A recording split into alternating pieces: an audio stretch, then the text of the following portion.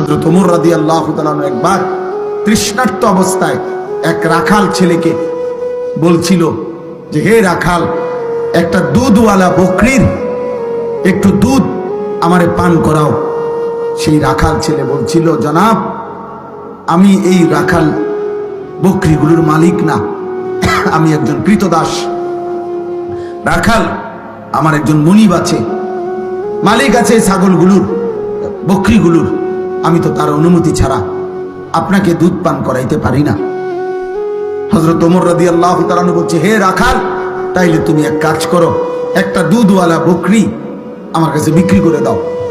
বিক্রি করে দিলে দুইটা লাভ হবে। এক, তুমি কিছু টাকা পাইবা, মুদ্রা, কিছু দিরহাম পাইবা, আর আমি একটা দুধওয়ালা বকরি পাবো, আমারও তৃষ্ণা মিটবে, তোমারও কিছু টাকা মিলবে।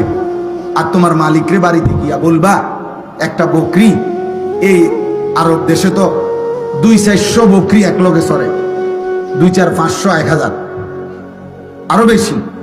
তাইলে এখান থেকে দুইটা একটা হারিয়ে গেছে, কইতে কই গেছে গা, এটা বললে মালিক কিছুই মনে করবে না। কথা বুঝেন নাই?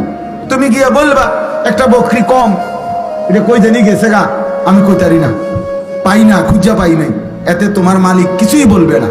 হযরত ওমর যাচাই করার জন্য, মানে তার ইমানের মজবুতি কেমন এটা দেখার জন্য সে জিজ্ঞেস করছে, উনি তাকে এটা প্রস্তাব দিয়ে চাইছে।